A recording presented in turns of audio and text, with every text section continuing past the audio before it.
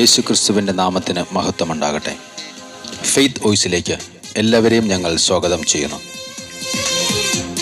റോമാക്കാർക്ക് എഴുതിയ ലേഖനം 8-ാം അധ്യായം 18-ാം തിരുവചനം വ്യക്തമാക്കുന്നു. നമുക്ക് വെളിപ്പെടാനിരിക്കുന്ന മഹത്വത്തോട് തുലനം ചെയ്യുമ്പോൾ ഇന്നത്തെ കഷ്ടതകൾ നിസ്സാരമെന്ന് ഞാൻ കരുതുന്നു. ക്രിസ്തുവിൽ പ്രിയപ്പെട്ടവരെ, മനുഷ്യ ജീവിതത്തിൽ ദുഃഖങ്ങളും കഷ്ടപ്പാടുകളും ഉണ്ടായെന്ന് വരാം. എന്നാൽ എല്ലാം നന്മയ്ക്കായി ദൈവം മാറ്റും എന്ന് വിശ്വസിക്കുകയും പ്രാർത്ഥിക്കുകയും ചെയ്യുന്നവനാണ് യഥാർത്ഥ വിശ്വാസി. ഒരു വിശ്വാസി വിശ്വാസത്തിന്റെ ആഴമറിയുന്നത് എല്ലാം അവന് പ്രതികൂലമായി ഭവിക്കുമ്പോഴാണ്. എന്നാൽ ദൈവത്തെ സ്നേഹിക്കുന്നവർക്ക്, അവിടുത്തെ പദ്ധതി അനുസരിച്ച് വിളിക്കപ്പെട്ടവർക്ക് അവിടുന്ന് സകലവും നന്മയ്ക്കായി പരിണമിപ്പിക്കുന്നു. തിരുവചനത്തിൽ നാം കാണുന്നു, കുരിശിന്റെ വഴി ആരംഭിക്കുന്നത് പീലാത്തോസിന്റെ അരമനയിൽ നിന്നുമാണ്. സകല മനുഷ്യർക്കും കുരിശ് രക്ഷയുടെ അടയാളമായി മാറുന്നത് യേശു കുരിശിൽ മരിച്ച് ഉയർത്തെഴുന്നേറ്റതുകൊണ്ടാണ്. അവിടുന്ന് പറയുന്നു, നിങ്ങളുടെ ഉത്കണ്ഠകളെല്ലാം എന്നെ ഏൽപ്പിക്കുവിൻ, ഞാൻ നിങ്ങളുടെ കാര്യത്തിൽ ശ്രദ്ധാലുവാണ്. സ്നേഹമുള്ളവരെ, കഷ്ടതയുടെ കൈപ്പേറിയ ജീവിതത്തിലൂടെ കടന്നു പോകുമ്പോൾ നാം ഓർക്കുക, മാറായിലെ കൈപ്പേറിയ ജലത്തെ മധുരമാക്കി തീർത്ത കർത്താവ് ഒരു മധുരമുള്ള ജീവിതത്തെ ദാനമായി നമുക്ക് നൽകിയിരിക്കുകയാണ്. അതുകൊണ്ട് തിരുവചനം പ്രഖ്യാപിക്കുന്നു, സ്വപുത്രനെ പോലും ഒഴിവാക്കാതെ നമുക്കെല്ലാവർക്കും വേണ്ടി അവനെ ഏൽപ്പിച്ചു തന്നവൻ അവനോടുകൂടി സമസ്തവും നമുക്ക് ദാനമായി നൽകാതിരിക്കുമോ? നമ്മുടെ പ്രത്യാശയുടെ ഉറവിടമായ ദൈവം നമ്മെ ഏവരെയും സ്നേഹിക്കുന്നു. നമ്മുടെ ഏതവസ്ഥയിലും ദൈവത്തിന് നമുക്ക് വേണ്ടി ഒരു അത്ഭുതം ചെയ്യുവാൻ സാധിക്കും. ആ യേശുവിൻ്റെ വഴിയെ നമുക്ക് കടന്നു ചെല്ലാം.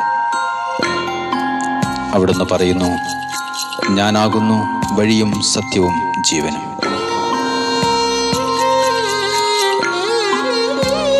അവിടുത്തോടുകൂടി നമുക്ക് നടക്കാം. ജീസസ്, നീ വരും വഴിയോരെ ഞാൻ ചുടുചോരയൊഴുകുന്ന കുരിശിന്റെ വഴിയിൽ കൃപ മാത്രമൊതിരുന്ന സ്വർഗീയ വഴിയെ മകനെ കരയാതെ, മകളെ തളരാതെ, മകനെ അലയാതെ, മകളെ ഉഴലാതെ, മകനെ കരയാതെ, മകളെ തളരാതെ, മകനെ അലയാതെ, മകളെ ഉഴലാതെ. ദൈവത്തിൽ ആശ്രയിക്കുന്നവരെ ഒരു നാളും അവിടുന്ന് കൈവിടുന്നില്ല. നമ്മുടെ നെടുവീർപ്പുകൾ പോലും അവിടുന്ന് കേൾക്കുന്നുണ്ട്. കരുണാമയനായ കർത്താവ് നമ്മുടെ വഴികാട്ടിയായി എന്നും സഹിച്ചിടാൻ മറ്റാർക്കുമാറില്ലെന്നോർത്തു ഞാൻ എത്ര വേണേലും ക്ഷമിച്ചിടാൻ മറ്റാർക്കുമാറില്ലെന്നോർത്തു ഞാൻ പഞ്ചത്വം പോലും ഇല്ല നേരം വാഴ്ത്തി വീളമ്പാൻ കഴിയുമോ? വെള്ളമില്ല കൽഭരണി നീനായി കേഴാൻ പാടുണ്ടോ?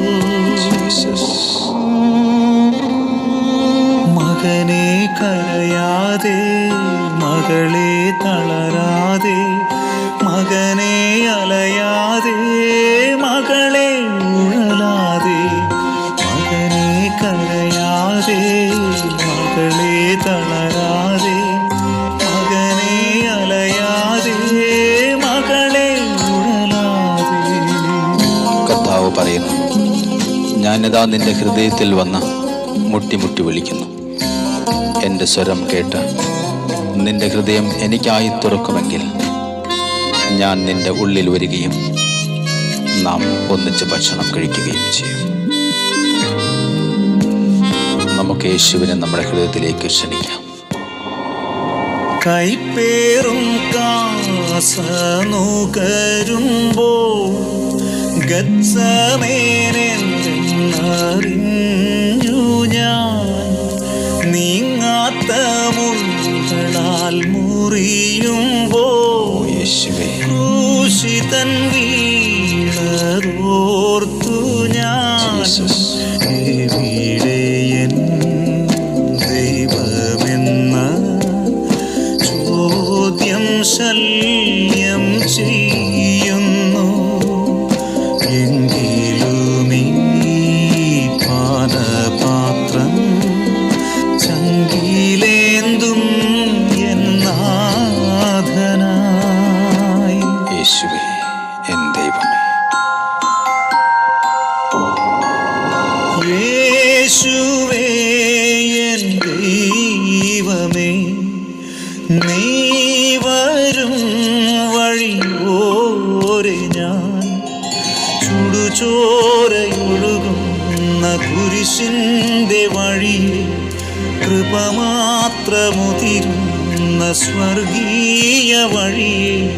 മകനെ കരയാതെ, മകളെ തളരാതെ, മകനെ അലയാതെ, മകളെ ഉഴലാതെ. മകനെ കരയാതെ, മകളെ തളരാതെ, മകനെ അലയാതെ, മകളെ ഉഴലാതെ.